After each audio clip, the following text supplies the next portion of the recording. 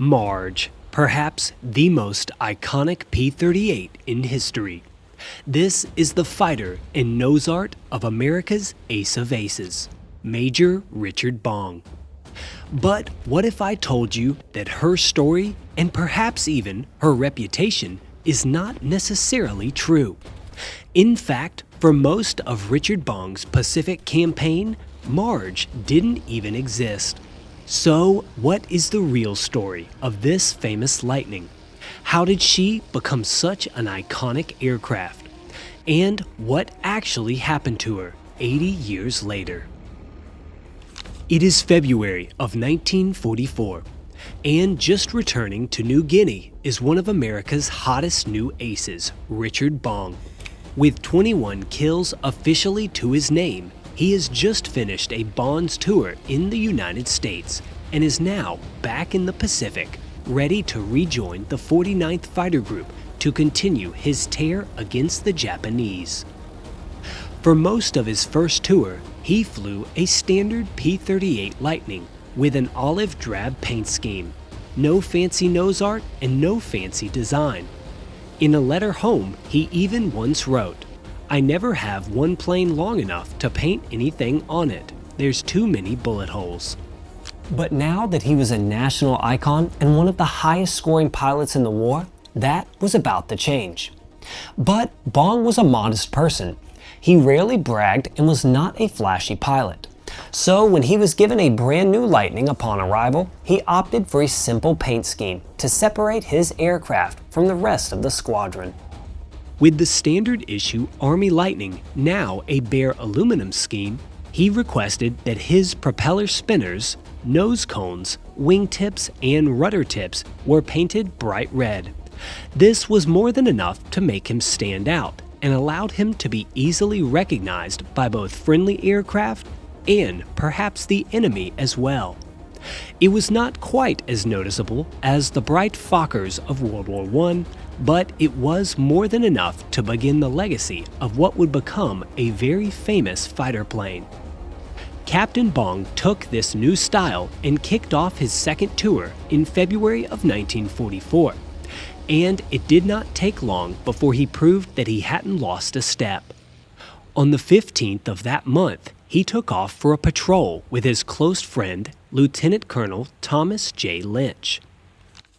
The pair had become a lethal duo and regularly went on 2 aircraft patrols together.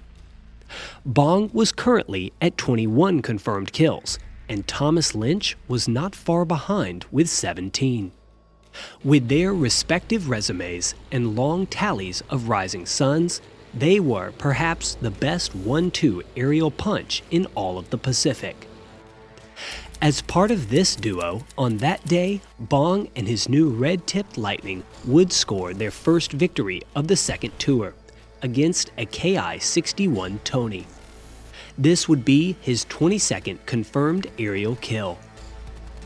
Captain Bong would fly 14 other combat missions that month, likely all of them in this new aircraft, and many with Lieutenant Colonel Lynch. But he tallied no further kills until March 3rd, when he had one of his best days of the war on a fighter sweep over New Guinea, bringing down 2 Sally bombers, a twin-engine aircraft similar to that of the Betty.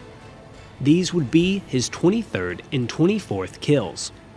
Lynch, however, would match him, bringing down 2 fighters of his own. It seemed like things couldn't be going better. The two were tearing up the skies and pushing each other to become better in the best way possible. But that would come to a screeching halt 5 days later. By this point, it was obvious that Richard Bong was becoming a legend by outsmarting and outshooting his enemies. And somewhere else that you can use those same tactics to become a legend yourself is with this video's sponsor, Heroes of History. Heroes of History is an epic strategy, city building, and hero collection game where players grow their own cities, power up heroes, and battle in real time across solo and multiplayer modes. Using mythological icons like Einstein, Cleopatra, and Hercules, you can build and evolve your own civilization through combat, research, and strategy. One of my favorite challenges is trying to advance to the next age so I can get even more technology, buildings, and build an even stronger army. And right now, new players can use promo code TJ3History that unlocks a boost for their first 5-star hero, which is a big benefit when starting out. So use my link in the description box below or scan the QR code on screen, and you can challenge me over there and see if you can build your civilization as fast as I did. So come join me on Heroes of History, and when you've built your empire and summoned your very first hero, tell me which one you got in the comments below. Have fun, and I'll see you on the battlefield. Now, speaking of Heroes of History, let's get back to Richard Bong, as I believe he was just about to take off for a mission that would not only have a major impact on his own story, but his aircraft's as well. On March 8th of 1944, the pair would take off for a mission that would halt Bong in his tracks. This was another 2-aircraft patrol to New Guinea. After Bong and Lynch arrived over the target airfield, though, they sighted no aircraft. Instead, they shifted their focus to a small group of vessels that they had spotted in the water nearby. While strafing these ships, however, a small Japanese ground garrison engaged the pair with anti-aircraft and machine gun fire. One of the rounds would strike a lucky and crippling blow to the aircraft of Lieutenant Colonel Thomas Lynch. His P-38 immediately caught fire and began to go out of control. After opening the canopy, he tried to bail out, but was too low for his parachute to deploy. Lieutenant Colonel Lynch would be killed on impact with the ground. Richard Bong, after watching in horror, did not escape unscathed either. He took substantial damage and would fly back to base alone, having to feather one engine from the fire he had taken, and upon landing, counted no less than 87 bullet holes in his Lightning. This was a crippling blow to Captain Bong. It would take him quite a while to recover, and he would never again be quite the same. But it would also change the story of his aircraft. While his Lightning was being extensively repaired from the damage taken, Captain Bong requested that some nose art finally be added to his aircraft. This request was the name and photo of his girlfriend, Marjorie Ann Vattendahl, or Marge for short, his sweetheart that he had just met while stateside. Bong's crew chief gladly obliged, and 48 hours later, the red-tipped Lightning had a totally different look. They had an enlarged wallet photo of Marge printed. Then the crews glued and varnished the image onto the left side of the nose, and her name written in red cursive letters close by. It was so much more than a simple piece of pin-up nose art. It was a real image of a real girl, one that was being fought for with great success by an American hero. To appropriately illustrate this success, Richard Bong finally also had his 24 confirmed Rising Sun victories added as well, creating the iconic livery that so many know today. And why exactly do we know it? Because a week later, in the middle of March of 1944, war correspondents did a photo shoot with the national figure, Captain Bong, and his dazzling new Lightning. The photos would soon be circulated all over papers in the States in the days to follow, allowing the nation to now associate their ace of aces with a beautifully decorated warbird and a man fighting for his real and recognizable sweetheart back home. It was a match made in heaven and a public relations dream for the United States Army Air Force. But the picture painted by the papers did not actually represent what would come of the beautiful Lightning named Marge. While Bong went on to pass Rickenbacker and continue his famous run, this famous P-38 would not share such a career.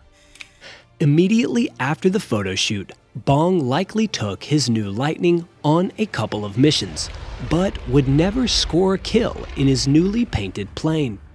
This is because on March 24th, roughly 2 weeks after she had been painted, Lieutenant Thomas Malone took off for a routine weather recon mission, borrowing the fighter as was common practice.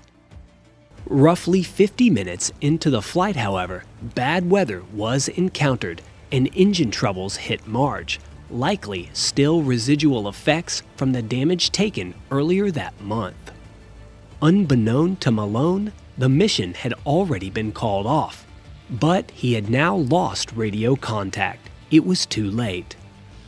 Between the bad weather and the lack of power, Marge, the most famous aircraft in the Pacific at the time, went into a spiral. With no other option, Lieutenant Malone was forced to bail out. He leapt from the cockpit of Marge and watched the brand new Lightning disappear into the thick weather below. Malone would safely land and was picked up by American troops a few days later. But Marge was sent spiraling into the jungles of New Guinea, some of the most difficult and rugged terrain in the Pacific. Less than 2 weeks after her moment in the spotlight, Marge had vanished. She was lost, and no one truly knew where she had ended up.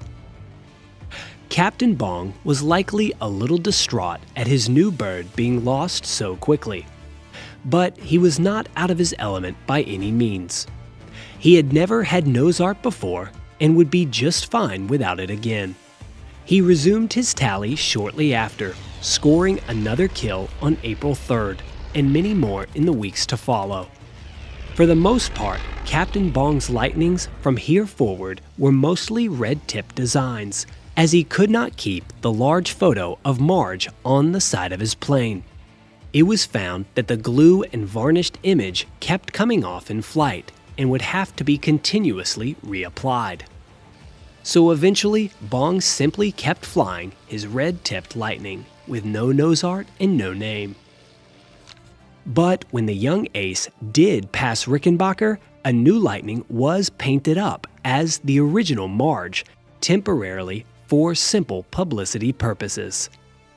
But no other aircraft could truly be called Marge again. And for 80 years, the iconic original had simply vanished. That is until 2024, when Pacific Rex researcher and director Justin Talon made an astounding discovery in the jungles of New Guinea. After years of careful research, Talon and his team, who had already found and documented hundreds of wrecks in the Pacific, finally located one believed to be that of Marge. After traversing the thick jungles of New Guinea and a few false leads, they finally uncovered something incredible: a simple red wingtip. They knew that this was likely Bong's Lightning.